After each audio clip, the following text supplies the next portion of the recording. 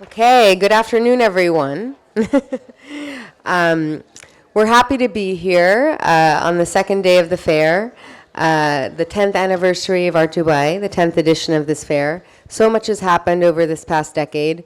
I think, all of us have been involved from the very beginning, and we've really contributed to this incredible evolution that's happened here in Dubai and across the region as well.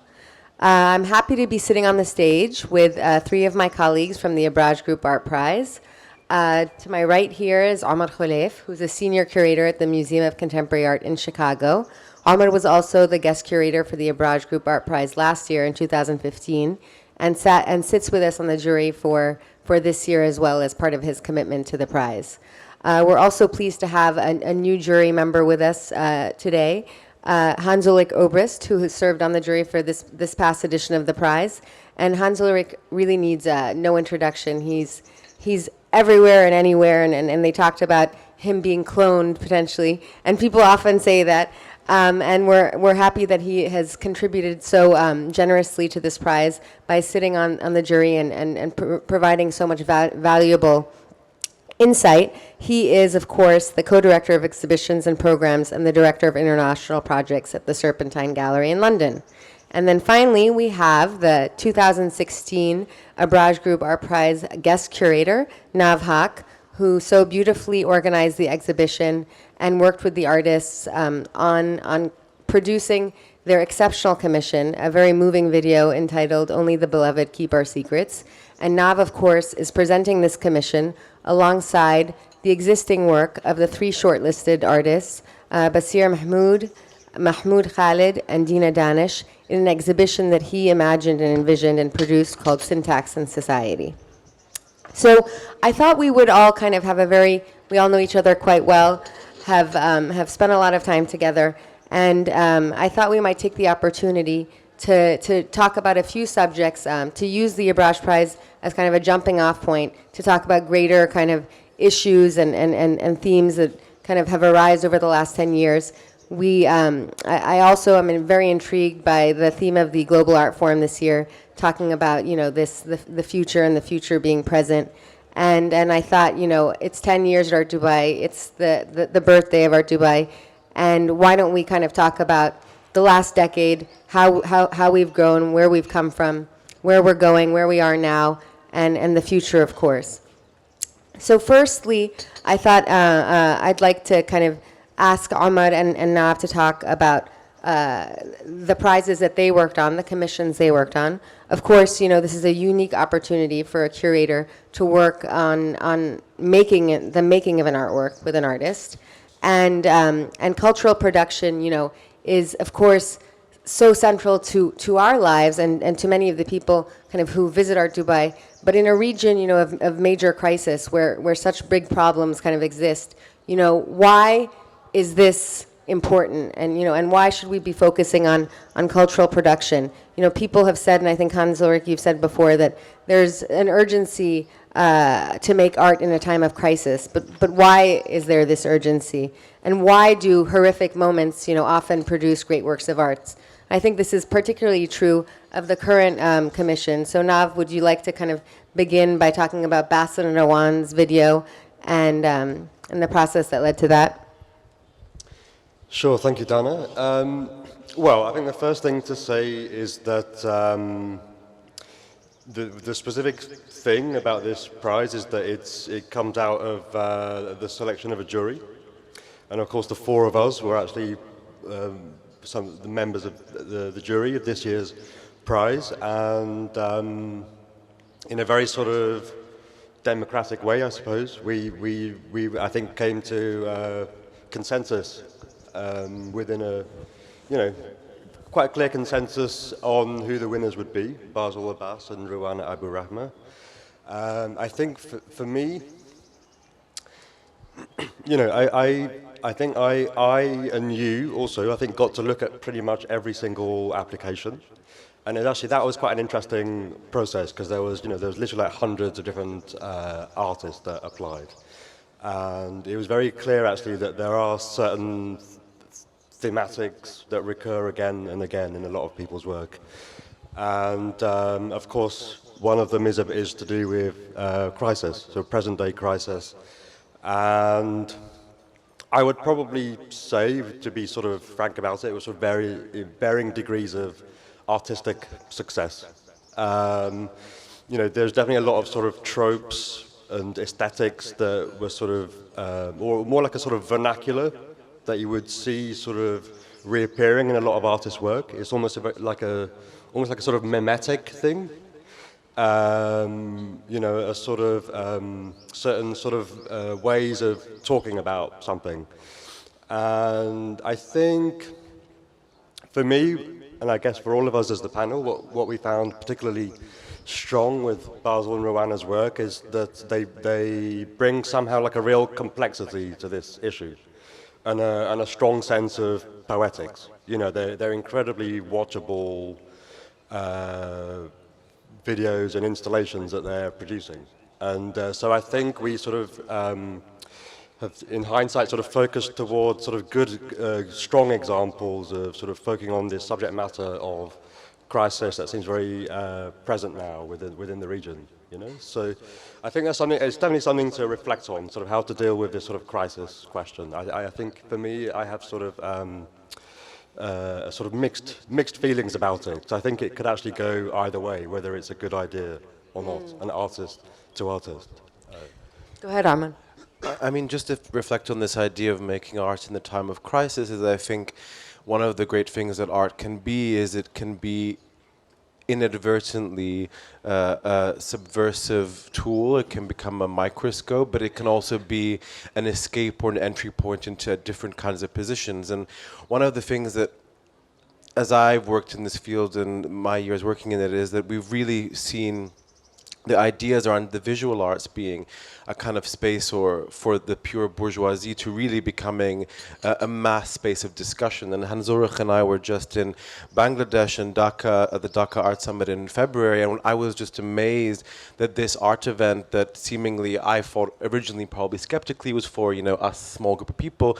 Literally you had thousands of people, like of all class and all kind of ratio of denominator, kind of struggling and fighting to get in. And one of the things that for me also of this fair is that it's a kind of mass public domain for all kinds of people to have a discussion. So in that regard, I think that's my first thing about thinking about art in the time of crisis is what can art do? How can art create a different kind of space for dialogue that may not be necessarily directly or didactically engaging with the specificities of news media, etc. And to bring that back into last year's prize exhibition, which I curated, was very much it kind of was the opposite kind of tack of maybe the themes of the Global Art Forum, which were about the future was this year, but not so dissimilar in that it was about thinking about how artists had different ways or approaches to looking at and thinking about history, and how looking at history differently through the lens of artists, we could open up different possible imaginings for our future.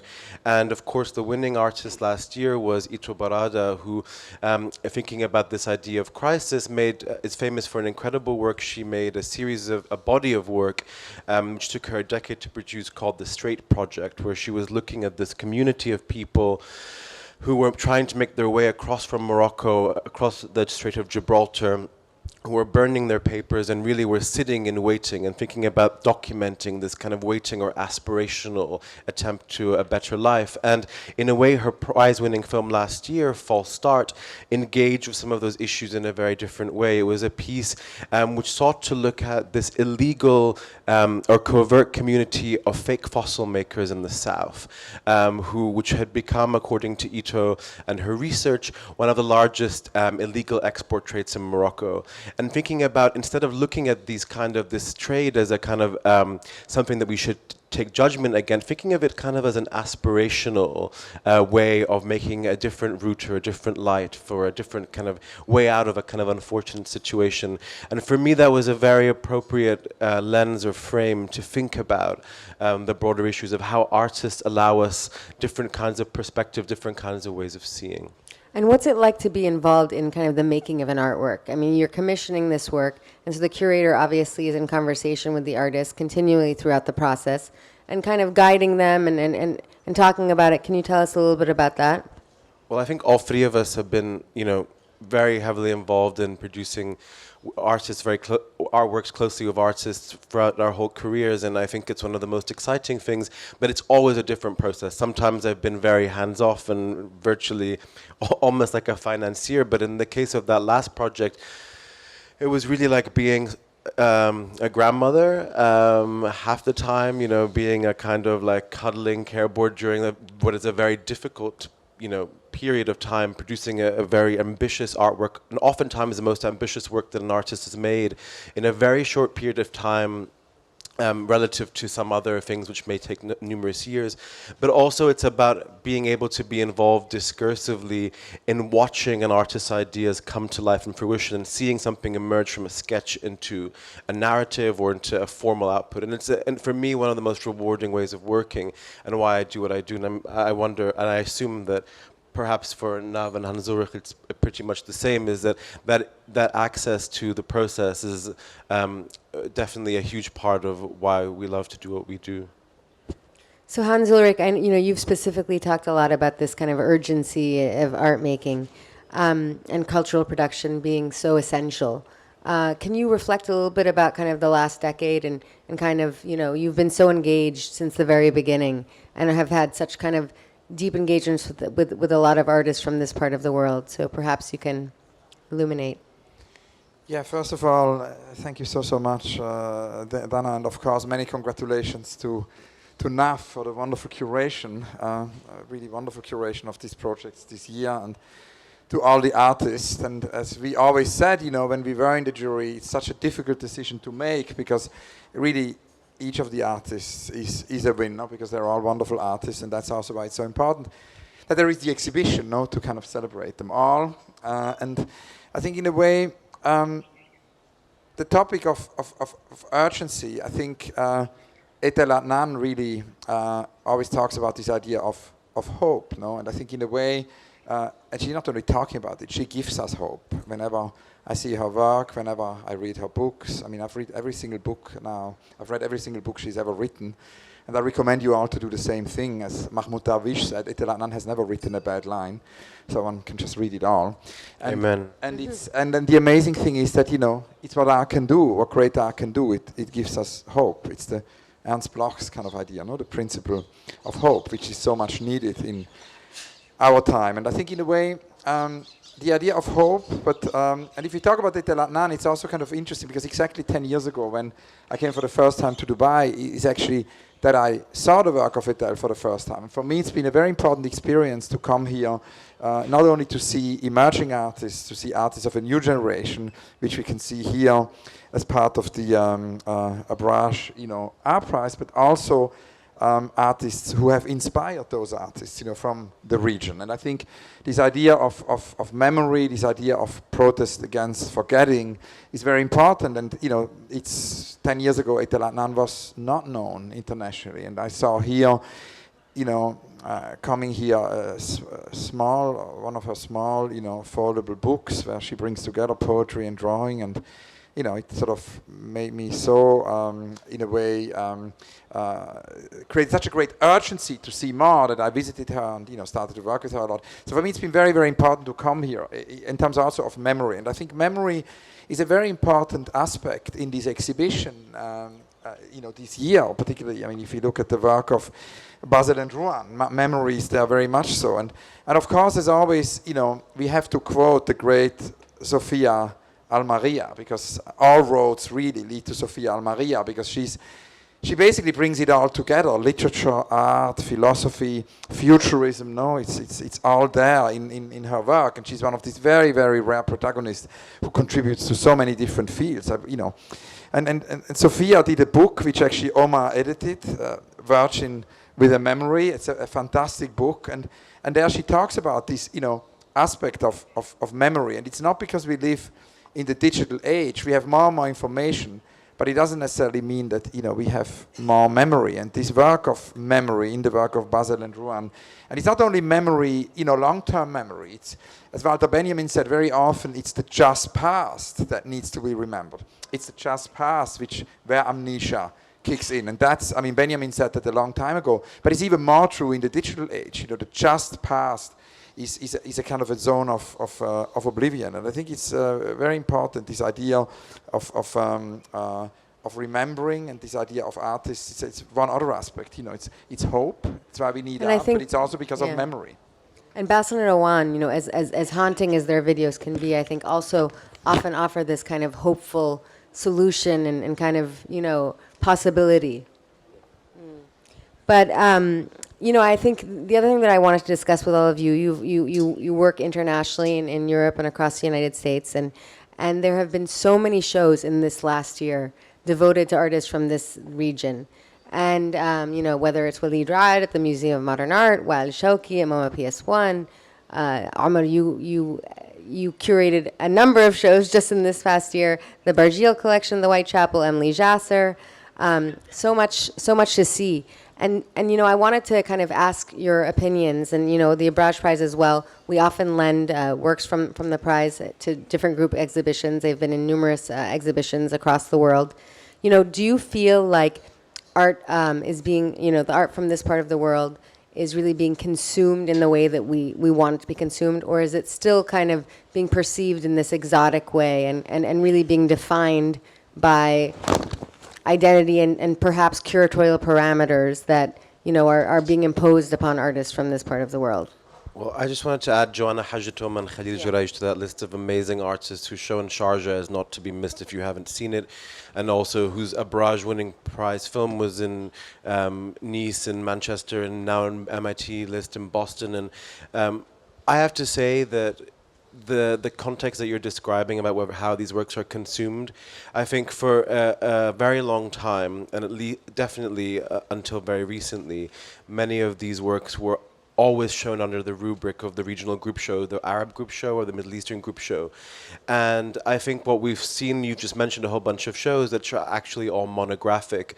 And in a sense, what they're really trying to do is chart a trajectory of artistic evolution. And I think that, for me, suggests that these artists' work are being moved out of the confines of purely speaking about individual biography or identity into a kind of broader framework about looking at these works for their forms, their concepts, their ideas that they develop.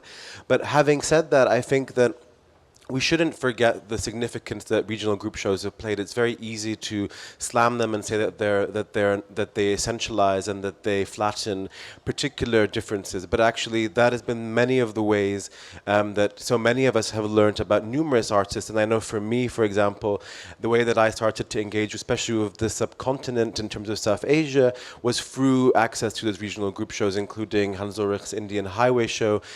So I think that we should think that we're part of an evolving trajectory, which means that when there are different curatorial strategies that are being used, and that we're in a very interesting and complex moment where I think lots of people, the vocabulary and language by which they talk and speak about these artists is more and more sophisticated than ever before.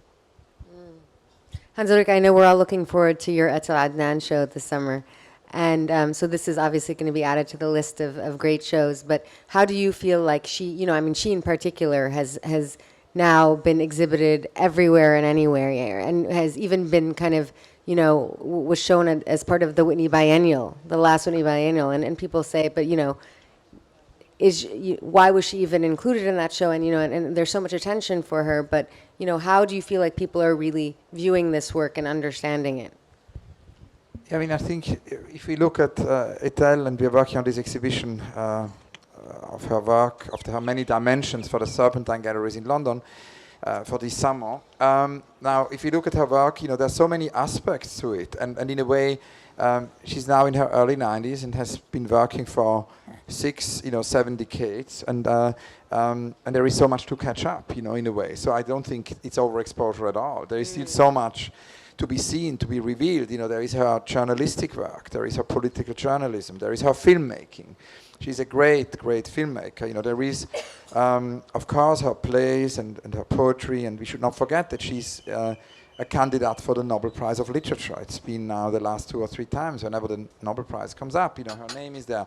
And that is very, very rare that somebody makes a contribution to literature, to film, to journalism, but also to visual arts. So there are so many dimensions, that I think it still will need many, many more exhibitions. And then you're talking about the Whitney Biennial, talk about geographies. I mean, I think it's interesting how she actually belongs to many different geographies. She's lived between geographies. She's, of course, a Lebanese artist. She's also a French artist. She lived in Paris for many, many years. That's where she's spending time now. And she's definitely an American artist. A big part of her trajectory is Sausalito, the Mount Tamalpais, this great mountain, is her best friend. And she is a role model. I mean, we are working on this 89 Plus project with Simon Caste, and we're actually showing here in Dubai a sort of a result, one can say, from last year's workshop where we mapped 25 practitioners working in the Gulf, born after 1989, and together with Sarah Abu Abdallah, whose birthday it is today, so happy birthday, Sarah, and also with Abdullah Al-Mutairi, we worked on an oral history of many different aspects of this generation. And what becomes clear there is that actually the prize is, of course important, but residencies are key. Because we live in a moment when, there is a big crisis of art school in Europe. There are art schools are more and more, of course, privatized. They're only for kids who can actually afford it.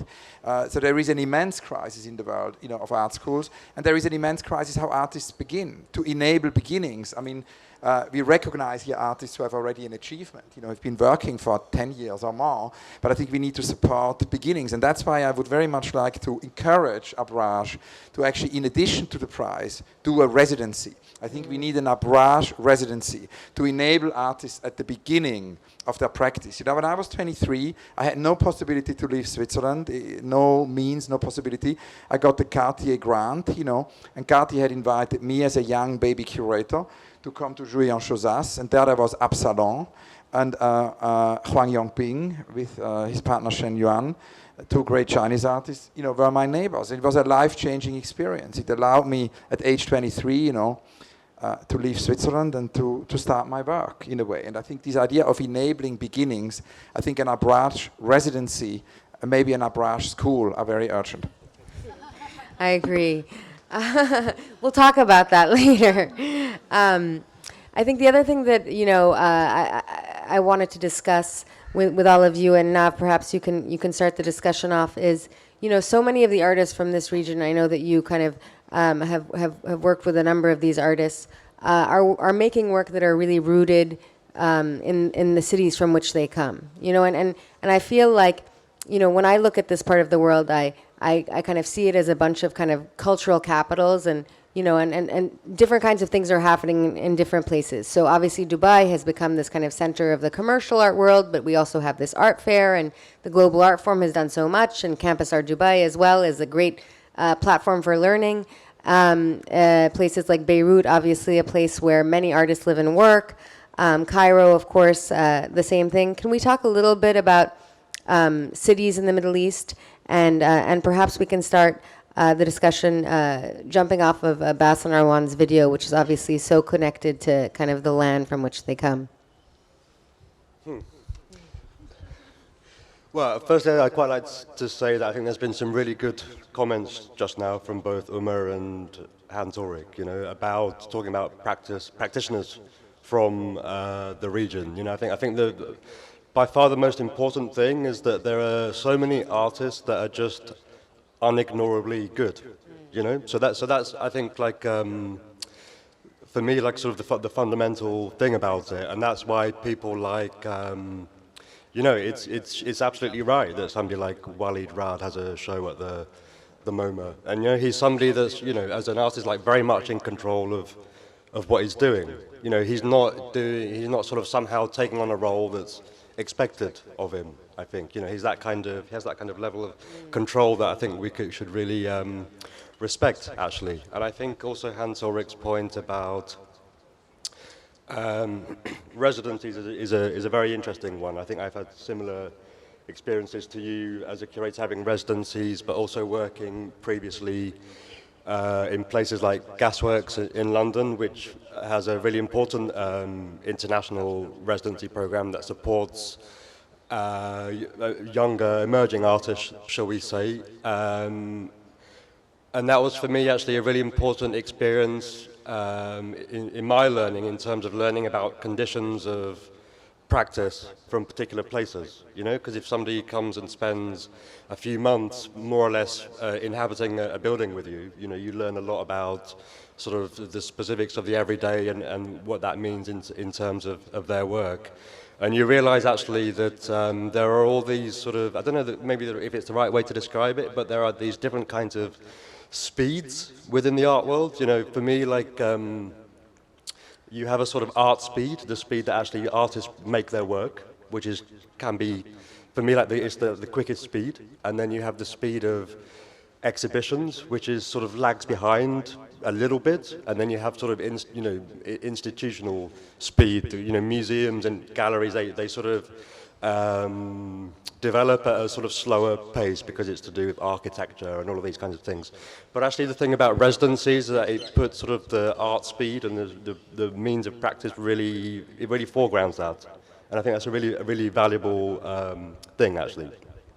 So I just wanted to sort of reiterate, I think, some of these points. But I think also, I don't know, I'm also somebody who doesn't, I never did any kind of regional representation type show.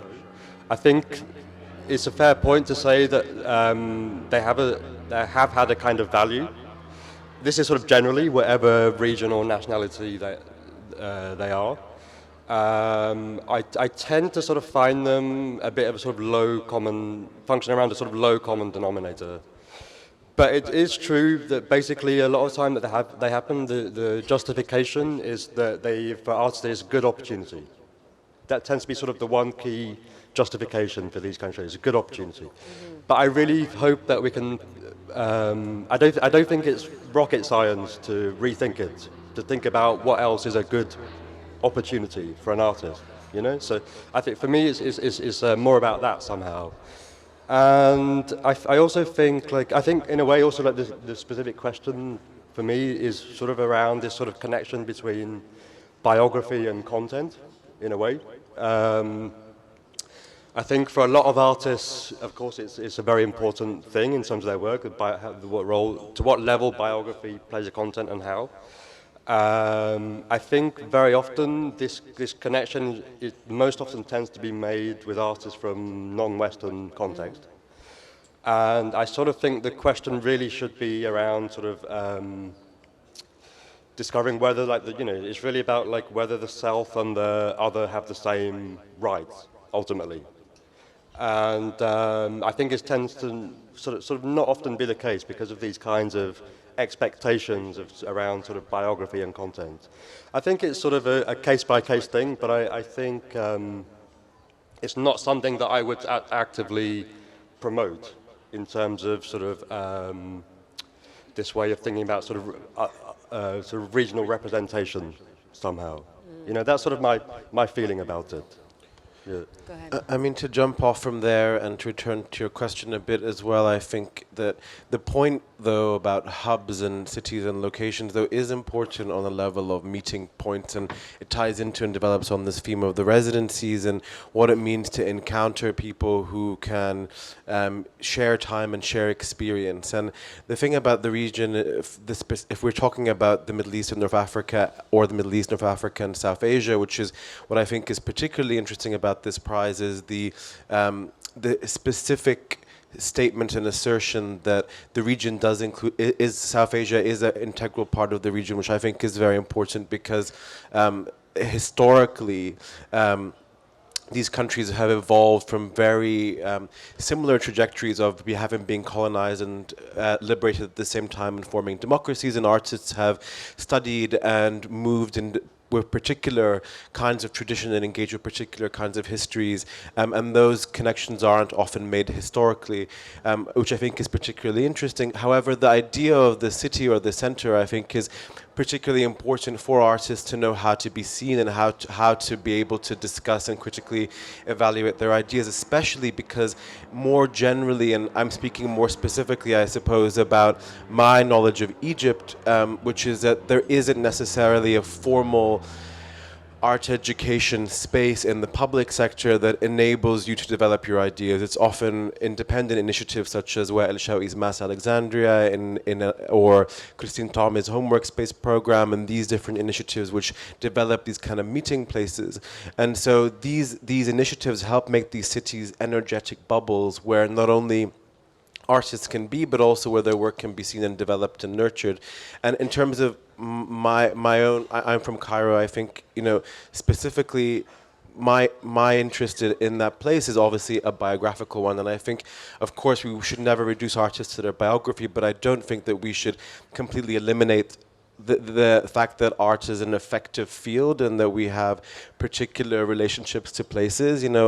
I care about Egyptian artists perhaps also because I want to know how they see where it is that I grew up and how they see the world. And one of the things that is particularly tragic to me about Cairo is that it was, especially in the late 90s, this kind of incredible meeting place with the founding of Townhouse Gallery and all these different things for all kinds of intellectuals and artists to come together. And with the socio-political context that has emerged, especially since 2011, the precarity around that and the protection of that has been very, very worrisome to me. But the thing about the world that we live in is that there's always these kind of counter-revolutions that emerge that are kind of amazing. So, for example, in Egypt, we have now the place to see great art is in the commercial galleries. So, Gypsum Gallery, which opened a few years ago, which are here, which I think is an incredible space, is doing the kind of work that a non-profit space should be doing, supporting and nurturing younger artists and so forth. So, that's just some thoughts to throw in there. No, definitely. And following up, I mean, in a way, on what you both said, or what actually the three of you said in terms of also, cities, I think one of the things which is interesting, and exhibitions on regions, exhibitions on nations, exhibitions on cities. I mean, the thing is that they're very often kind of very big entities, right? I mean, Benedict Anderson says nations are kind of imaginary constructs. And I think sometimes it's interesting to scale it down to a kind of a more human scale, And for us, at the Serpentine, one of the most interesting experience was actually the Edgware Road, when we said, it's not, a city is so complex. How could one ever make, Kokoschka said you can never paint a city because it's too complex.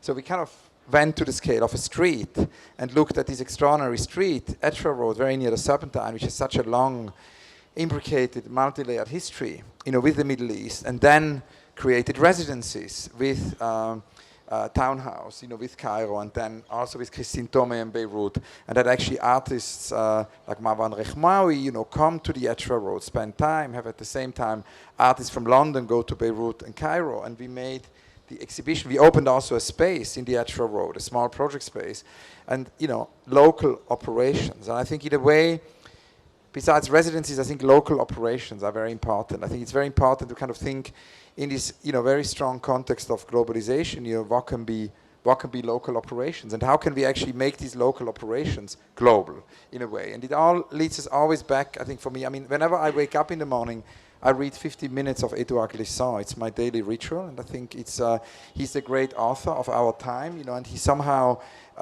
is an inspiration for how to actually negotiate this extreme moment of globalization in a way that does not annihilate difference, but does produce difference, and in a way also that actually engages with this possibility of a global dialogue. Because obviously you can watch all over the world right now, and it's really everywhere, these strange and very strong kind of refusal of entering a global dialogue, new forms of nationalism, new forms of lack of tolerance, and all of that needs to be resisted. Yet at the same time, we should not fall in the art world into the opposite either of embracing homogenizing forces of globalization. That's why Glissant has the key. He says it's la mondialité. It's every day, negotiate the local and the global.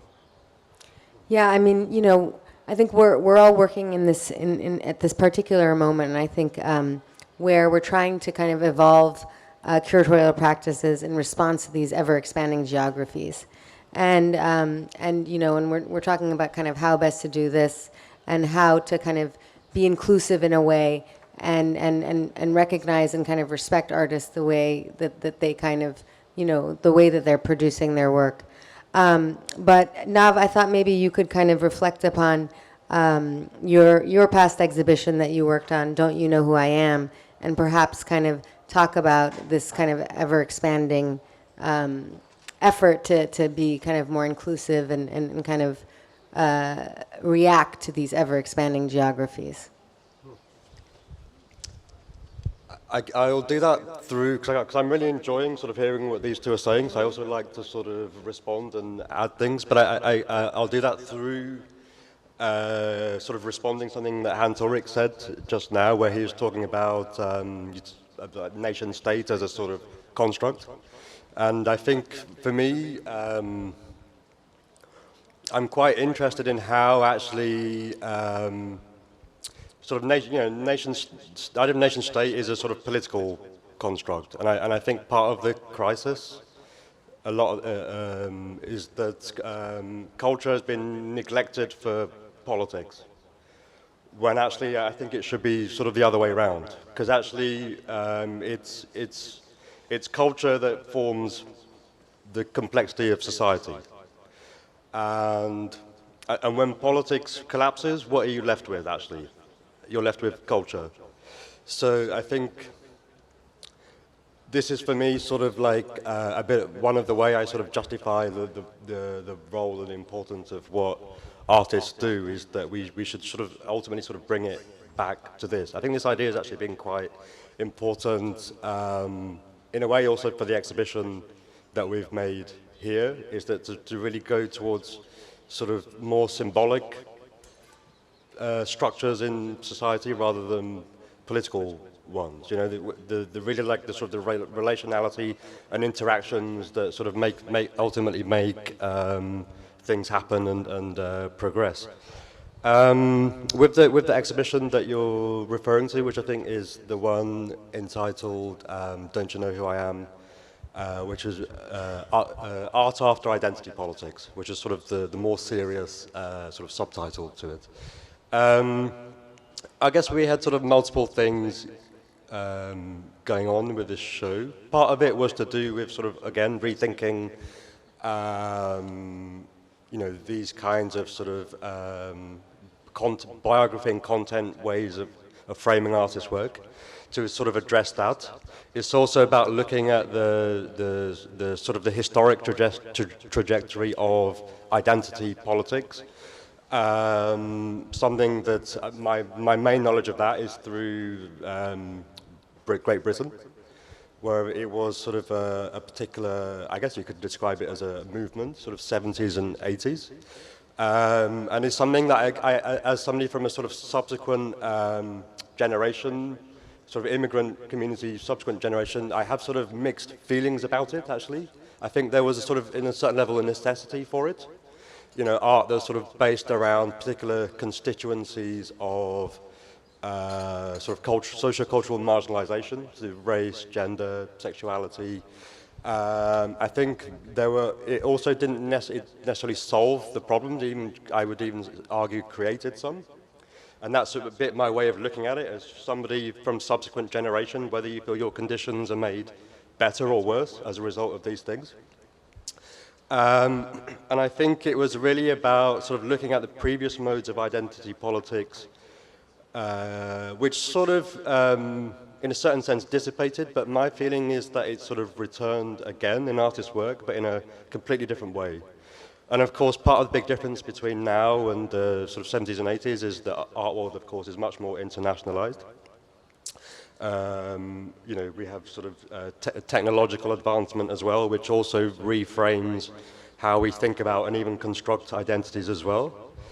And I was just sort of really interested in how, like, artists sort of think about identity politics in ways that it's not necessarily even about a bind between biography and content always. It's more about sort of abstraction, actually, even in terms of aesthetics, rather than sort of the typical sort of representations of the self and the body. What are the new kind of aesthetics are there that are, sort of embody new ways of thinking about identity politics today? So that was sort of like the starting point that exhibition. It's sort of hard to talk about it without sort of being able to see it. But for us, as a in the museum where I work, this was at the Mucke, the Contemporary Art Museum in Antwerp, where I work, where these questions of internationalization are quite important for us, because we're trying to make a transition into becoming more of what we call a sort of Eurasian museum, which of course Eurasia is a very old concept, but in a certain sense actually it's a futuristic one as well, if we think about the way the world is changing. And so all these things were in a way like it was a form of sort of exhibition making as research towards also the future direction of what a museum stands for as well. Yeah. Thank you. So maybe I'll just have everyone kind of, you all said that you wanted to kind of end with a few thoughts before perhaps we open it up to questions, and talking about kind of, this past decade and where we're going and what are the opportunities and challenges that exist for practitioners and artists kind of, in this environment. Well, I don't have too much to end with, except to really say that the context of art in the region is really about this idea of contingency. We're contingent on so many different factors and effects that are constantly shifting and turning, and I think one of the that's what makes it in some ways exciting, but also which threatens it. And I think as someone who wants to enable and support artists as a kind of primary methodology, I mean, for me, curating for me is really about returning to the ideas around care and editing and promoting and nurturing particular knowledge bases that are different from the traditional confines of, say, academia and so forth. I think as individuals in this particular room, in this particular lounge, we are all of us enabled with tools, whether they be financial, intellectual, or otherwise, and really what we need to remember is to create sites and spaces that put the artists at the center of what we do in this region. And I think once we realize that really artists are the ones who need the most supporting, it shouldn't be about anything else, and to create a kind of stability no matter what the social and political context, will we be safe, I think, from all the kind of factors that are occurring around us. So really I would say the next 10 years should be about continuing to support and develop the artists of this region. I think we've made great, strides in this 10 years that Art Dubai has existed. I think that this fair is unique in that it doesn't operate like a traditional art fair. It has the largest non-profit program of any fair in the world, arguably. For me, it is a meeting point to see all kinds of people and where I've made relationships and friends, and also where many an artist and I have encountered each other's presence.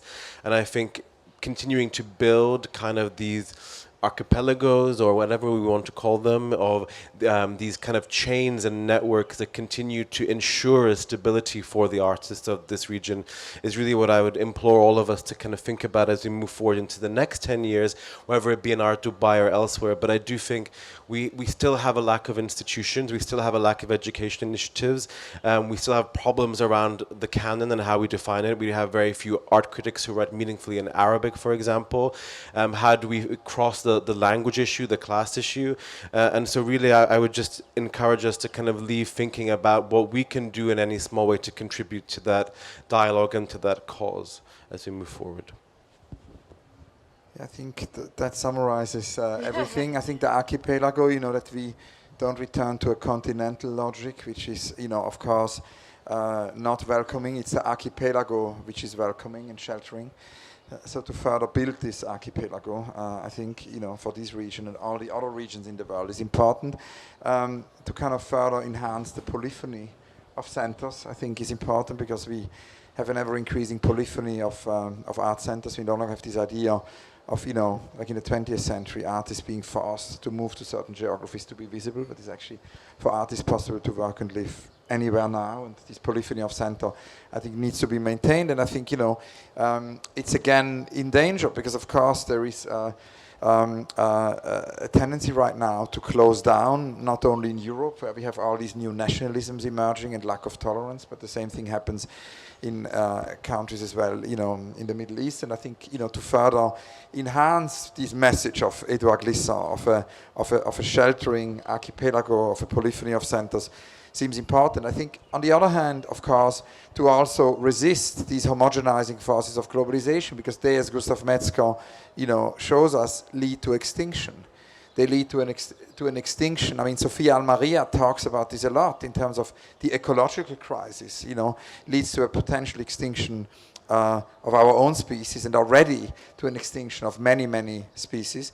But it leads to an extinction of many cultural phenomena. The homogenizing forces of globalization leads to extinction of languages, leads to a potential extinction of cultural phenomena such as handwriting, etc., etc. And to resist these multiple forms of extinction, I think, is important, in the road ahead. And of course, to resist all kinds of forces of war, because of course, as Ethel Adnan says in her amazing book of the Apocalypse, when she talks about war being the worst form of extinction, and that is a very important message. Do you have anything to say now? I don't know if I got so much to add, but I guess my perspective on it is very much from somebody who's faithful to public institutions. I only ever worked in public institutions, and I think it's somehow important because Omar mentioned that actually we need more institutions, and I definitely agree. I think part of the case for that is that there's generally in the world there's somehow this idea that the market is more innovative than the public sector. It's there in politics, in business. But I think actually in art actually, I think it's one of the main case studies where actually, for me, I think it's actually the opposite, where actually the innovation comes through the public sector, or shall we say, non-profit sector. So I think I would support that idea.